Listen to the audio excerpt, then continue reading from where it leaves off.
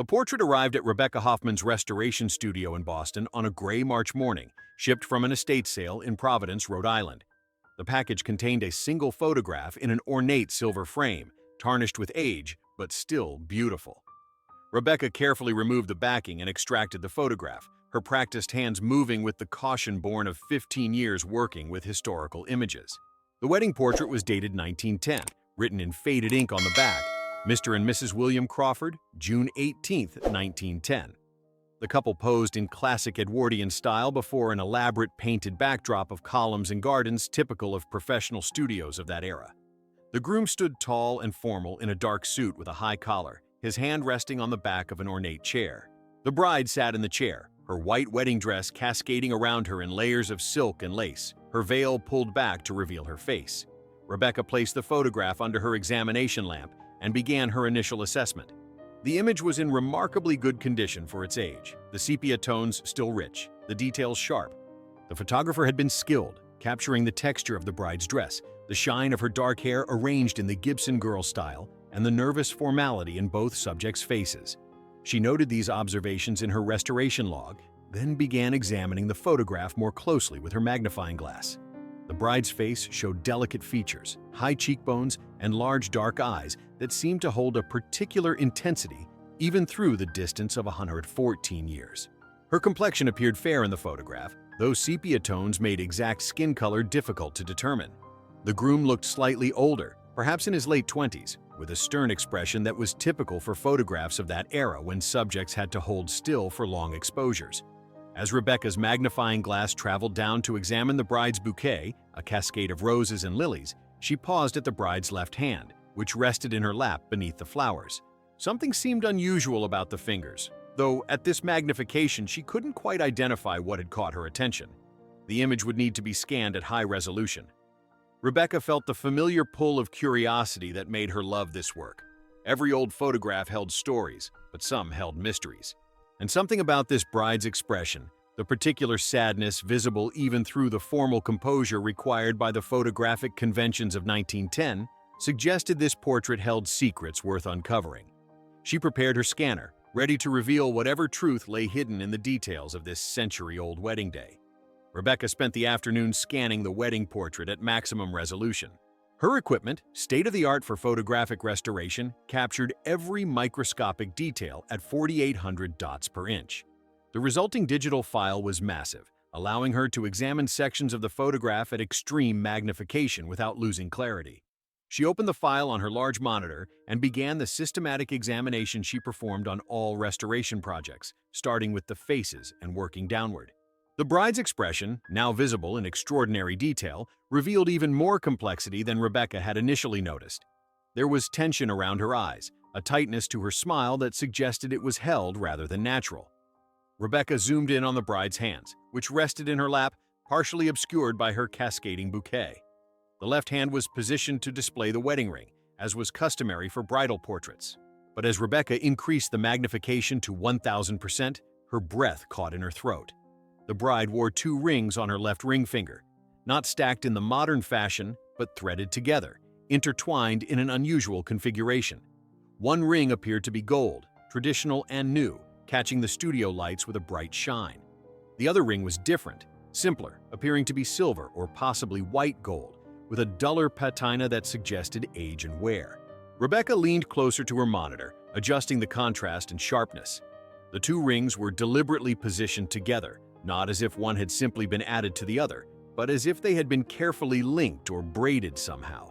She had never seen rings worn this way in any of the hundreds of historical wedding photographs she had restored.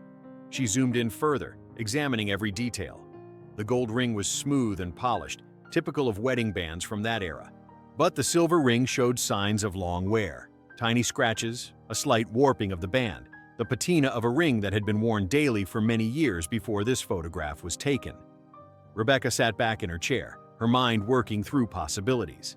A family heirloom, perhaps? But why wear it threaded with the wedding ring rather than on another finger? And why did something about the configuration seem almost secretive, as if the bride had deliberately positioned the rings to be visible, but not obviously so, partially hidden beneath the flowers? She returned to the photograph's backing and examined the inscription again. Mr. and Mrs. William Crawford, June 18, 1910. No location was specified, but the studio mark embossed in the corner of the photograph read, Sullivan & Sons Photography, Boston, Massachusetts. Rebecca pulled out her phone and began searching historical records. Sullivan & Sons had operated in Boston from 1895 to 1923, a well-regarded studio that served the city's middle and upper middle class. If the Crawfords had been photographed there, they likely lived in or near Boston. She opened her genealogical database and began searching for William Crawford, married in June 1910 in Massachusetts. Several matches appeared, but one stood out. William Arthur Crawford, age 28, married to Helen Marie Porter, age 23, on June 18, 1910, in Boston. The marriage record listed William's occupation as attorney and Helen's father as Thomas Porter, deceased. Rebecca saved the information and returned to the photograph, zooming in once more on those mysterious intertwined rings. What story did they tell?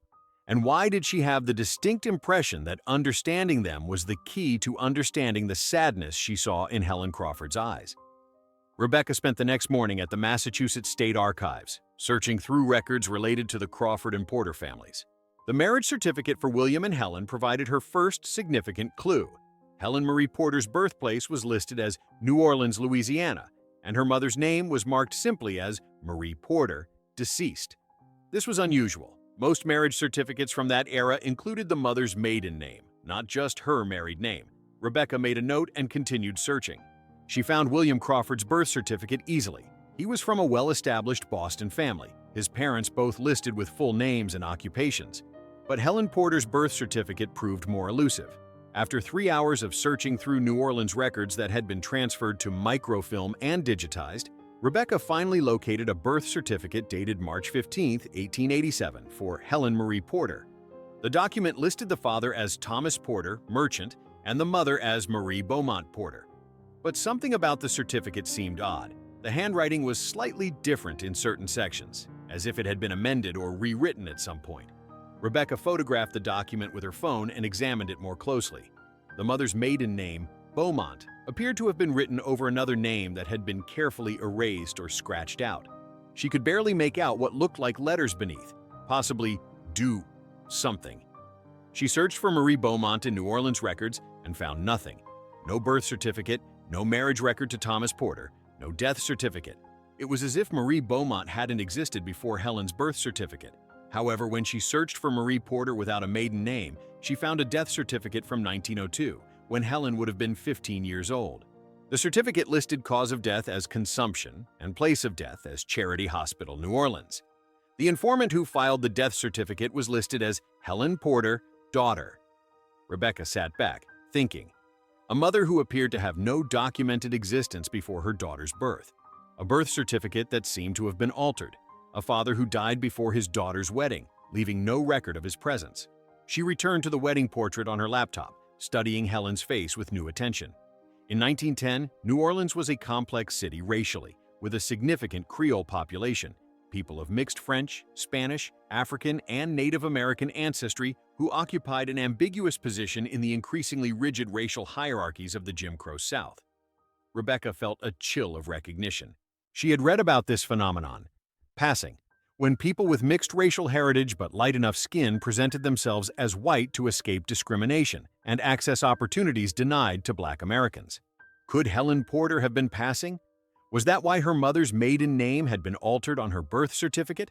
Why Marie Porter seemed to have no documented history? And if so, what did the two rings mean? Rebecca zoomed in on them again, studying the worn silver band threaded with the new gold wedding ring. Could the silver ring have belonged to Marie Porter, Helen's mother? A mother who couldn't attend her daughter's wedding because her presence would reveal the truth about Helen's racial identity? Rebecca needed to find out more about Marie Porter and the life Helen had left behind in New Orleans before she married William Crawford and became a white woman in Boston society. Rebecca contacted Dr. Simone Rousseau, a historian at Tulane University who specialized in Creole history and racial passing in Louisiana. After explaining her discovery, she emailed Dr. Rousseau high-resolution images of Helen's birth certificate and the wedding portrait, particularly the detail of the two rings. Dr. Rousseau called back within 2 hours, her voice excited. "I think you found something significant. The name alteration on the birth certificate is telling. Dubois or Dubois is a common Creole surname in New Orleans. If the original name was Dubois and it was changed to Beaumont, that suggests deliberate concealment of racial identity. "Can you help me trace Marie's actual history?" Rebecca asked. "I'll do some searching in our local archives. We have extensive records of the Creole community, including church records that often contain information not found in official documents. Give me a few days." 3 days later, Dr. Rousseau sent a detailed email with her findings. She had located baptismal records from St. Augustine Church, the historic Black Catholic church in New Orleans' Treme neighborhood. In 1865, a Marie Dubois had been baptized there, daughter of Jean-Baptiste Dubois, free man of color, and Céleste Marchand, free woman of color. Further research revealed that Marie Dubois had married Thomas Porter in 1886 in a small ceremony documented only in church records, not in the city's official registrar. Thomas Porter was listed in the 1880 census as a white merchant from Pennsylvania who had moved to New Orleans after the Civil War. This was not uncommon, Dr. Rousseau wrote in her email. During Reconstruction and immediately after, some interracial marriages occurred in New Orleans, though they became increasingly dangerous and were officially outlawed by Louisiana law in 1894. Thomas and Marie likely kept their marriage quiet, and Marie may have begun presenting as white or Creole, an ambiguous racial category that allowed some social mobility.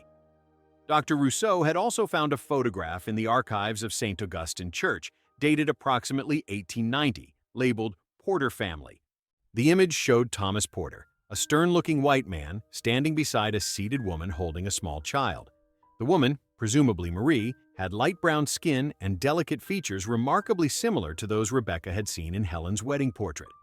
Marie was light-skinned, but would have been recognizable as a person of color in the racial climate of 1890s and early 1900s Louisiana, Dr. Rousseau explained in a follow-up phone call.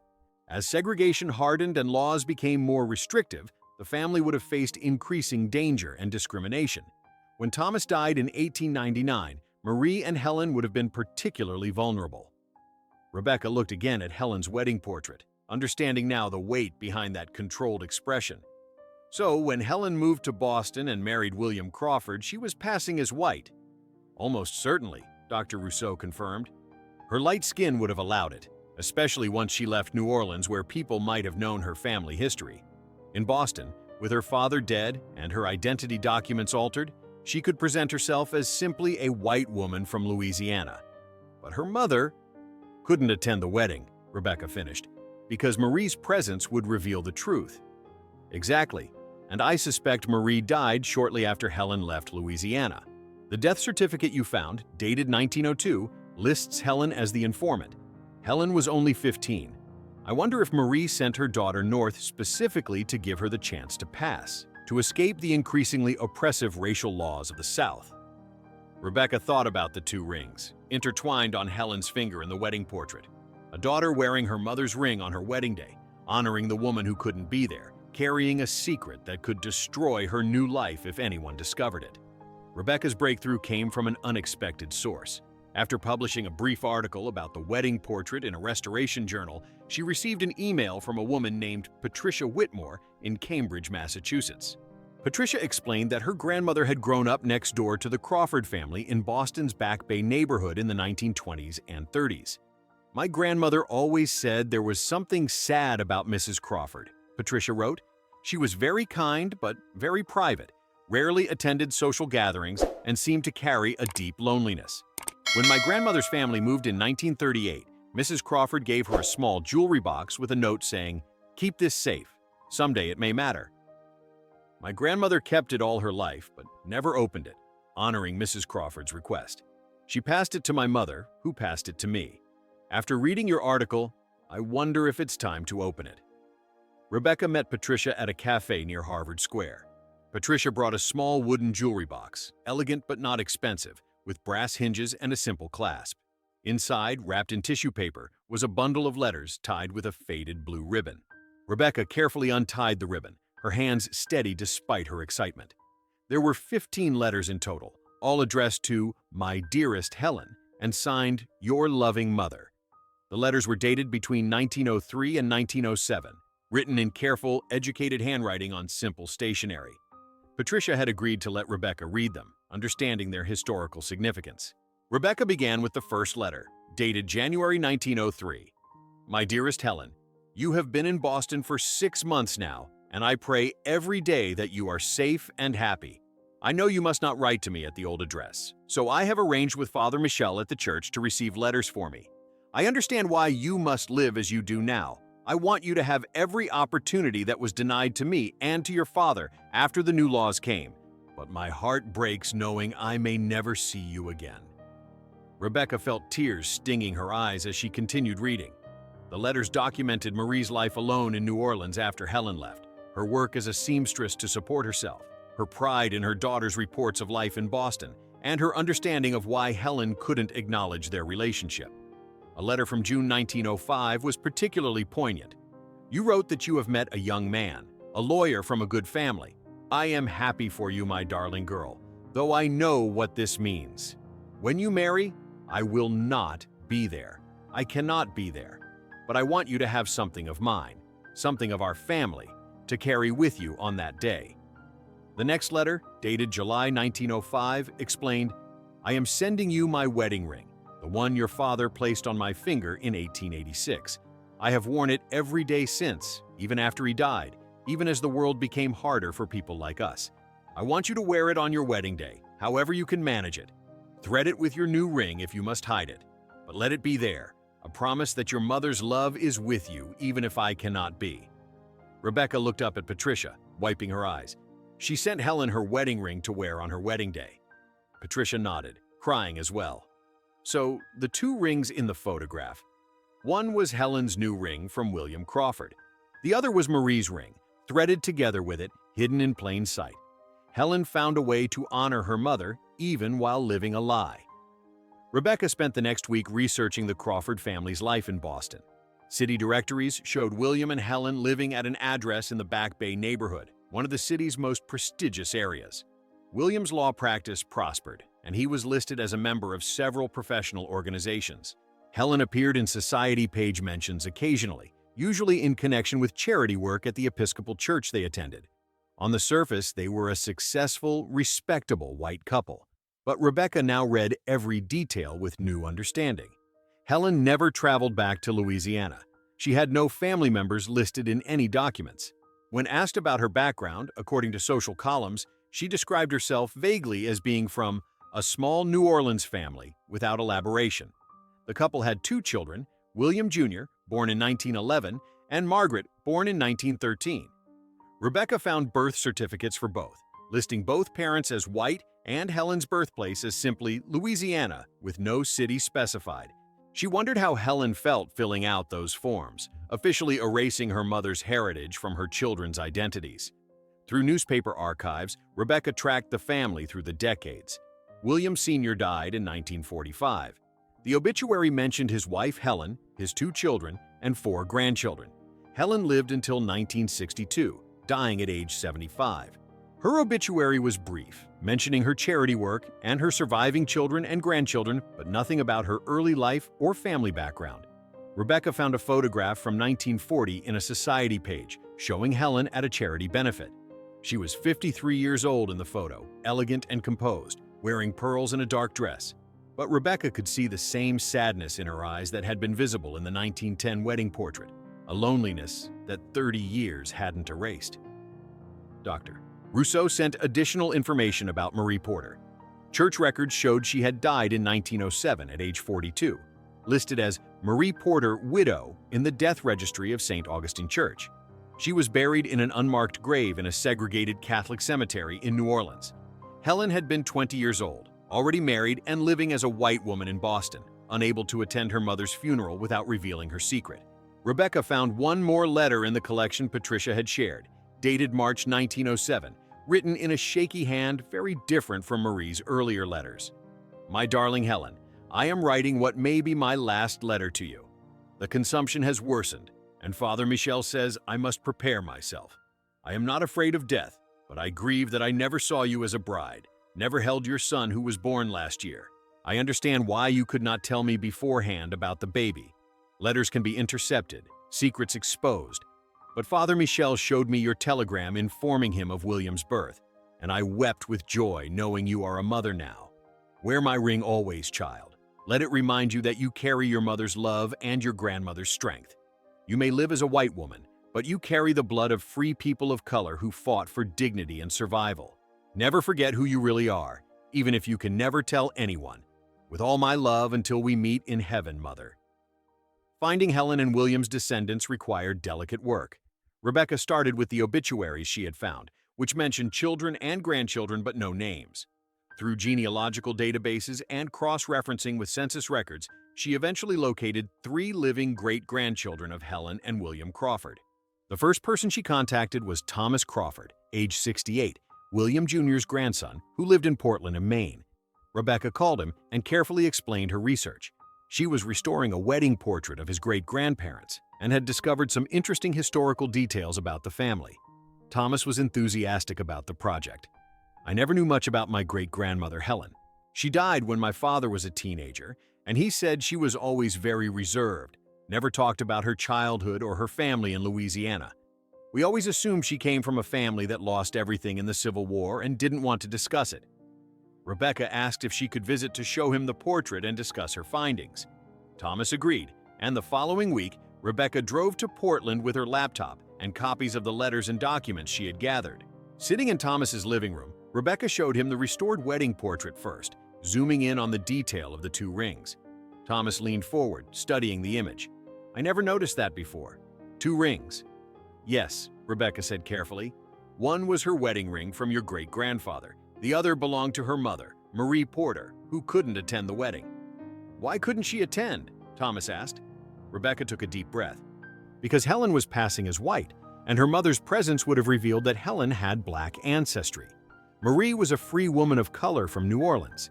She sent Helen north to escape segregation and give her opportunities she couldn't have in Louisiana as a person of color. Thomas stared at her in silence for a long moment. You're saying my great-grandmother was black? Partially, yes. Mixed race. What was called Creole in Louisiana at that time. Light-skinned enough to pass as white once she left Louisiana and altered her identity documents. Rebecca showed him the birth certificate, the letters, Marie's photograph. Thomas stood and walked to the window, looking out at his street. When he turned back, his eyes were wet. My entire life, my father's entire life, we've identified as white. We never knew. I'm sorry, Rebecca said. I wasn't sure if I should tell you, but this seemed like important family history. Thomas shook his head. No, you were right to tell me. It changes everything, doesn't it? The way I think about my family, about myself? He returned to the couch and picked up the photograph of Marie Porter. This is my great-great-grandmother. I should know her story. We all should. He told Rebecca that his sister and cousin should also know. Over the next 2 weeks, Rebecca met with Elizabeth Crawford Simmons, age 65, living in Philadelphia, and David Crawford, age 70, living in Boston. Both had similar reactions: initial shock, then a desire to understand and honor the truth about their ancestor. Elizabeth held the wedding portrait in her hands, tears streaming down her face. She lived her whole life with this secret. Can you imagine carrying that weight every single day? Never being able to talk about your mother, your real identity? David was more analytical, asking detailed questions about the historical context, the laws Helen had evaded, the risks she had taken. She was incredibly brave, he finally said, and incredibly isolated. No wonder my grandfather said she seemed sad. As Rebecca continued researching Helen's life, she made another discovery. While examining jewelry records from the Crawford estate, Patricia Whitmore had connected her with the lawyer who had handled Helen's will in 1962. Rebecca found an inventory listing that mentioned one mourning ring, Victorian-style, worn silver band with initials MP. Mourning rings were common in the Victorian era, given to family members after someone died, often inscribed with the deceased's initials and death date. But Helen's mourning ring had never been passed down to her children. According to the inventory, she had requested it be buried with her. Rebecca contacted Mount Auburn Cemetery, where Helen was buried. After explaining her research project, she received permission to view the burial records. The undertaker's notes from 1962 included details about Helen's personal effects interred with her body. Her deceased's written instructions dated 1960. The following items to remain with the body: one silver mourning ring on right hand, one photograph, unframed, placed in casket interior pocket. The photograph in the casket. Rebecca felt chills. She would never be able to see that photograph, but she could guess what it showed.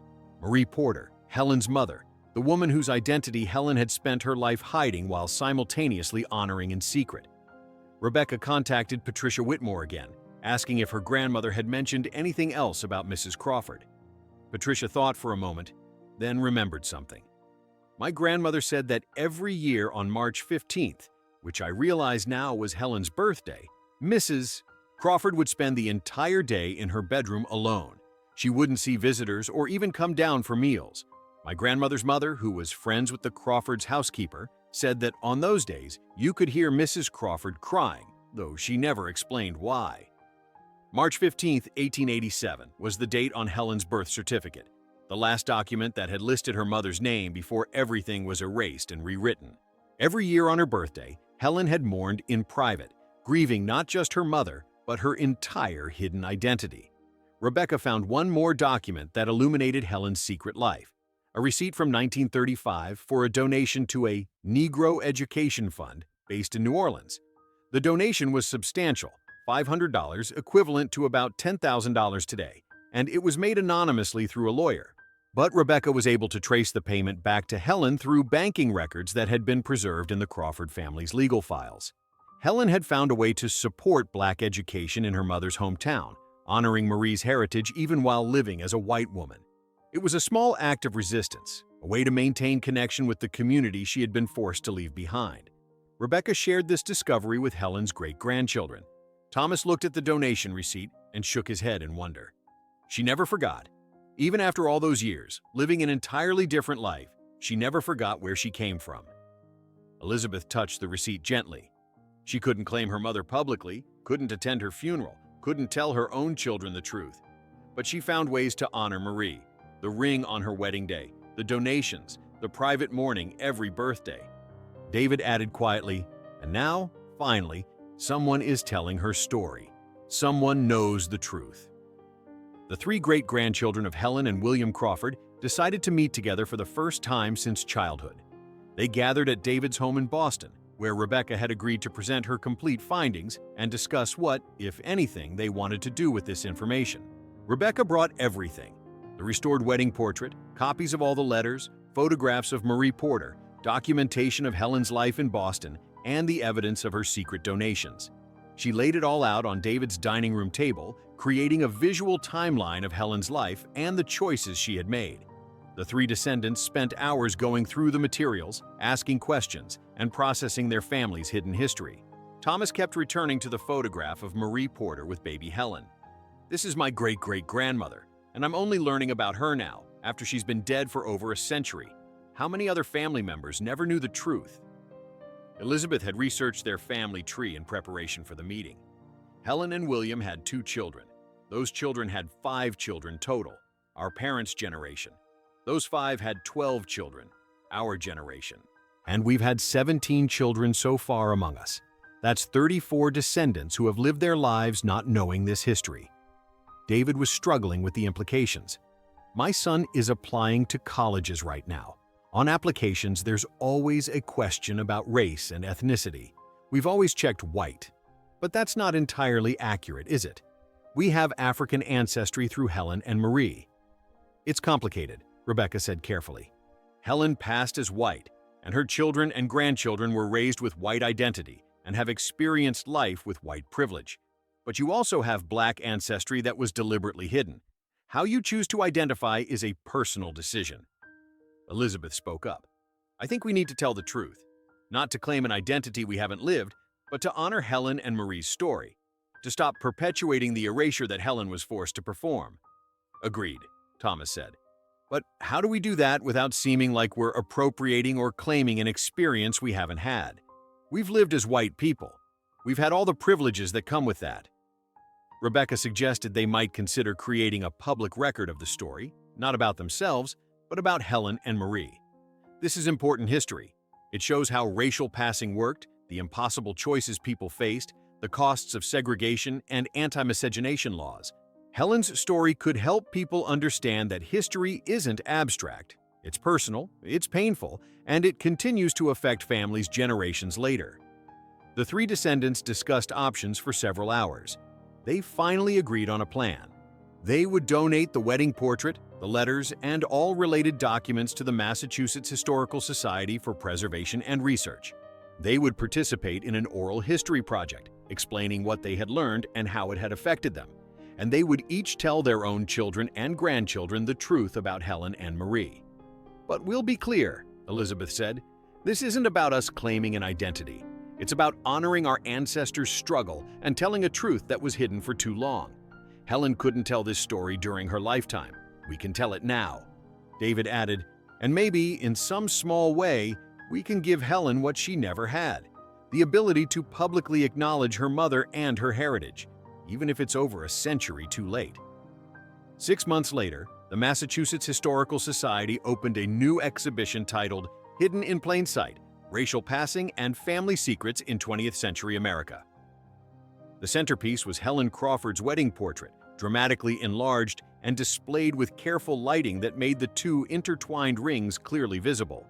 Rebecca stood at the exhibition opening, watching visitors move through the displays. The exhibition told Helen and Marie's story in careful detail, contextualizing it within the broader history of racial passing, Jim Crow laws, and the impossible choices faced by mixed-race families in the early 20th century. Interactive displays explained how passing worked: the altered documents, the severed family ties, the constant fear of exposure, and the psychological toll of living a double life. One panel featured copies of the letters between Marie and Helen, showing the pain of their separation and Marie's selfless desire for her daughter to have opportunities she never could. Another section examined the legacy of passing and how it affected families for generations.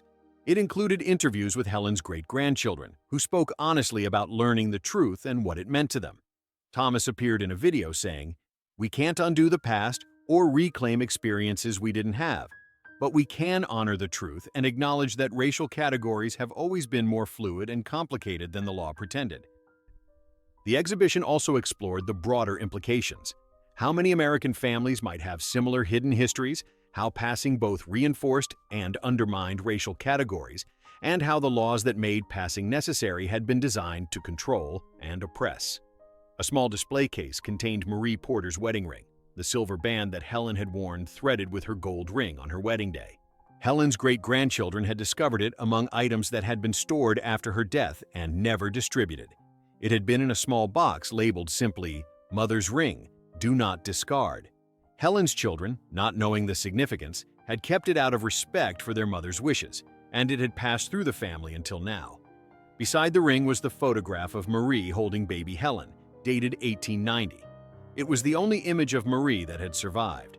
Her face, weathered but dignified, gazed out at viewers across 134 years.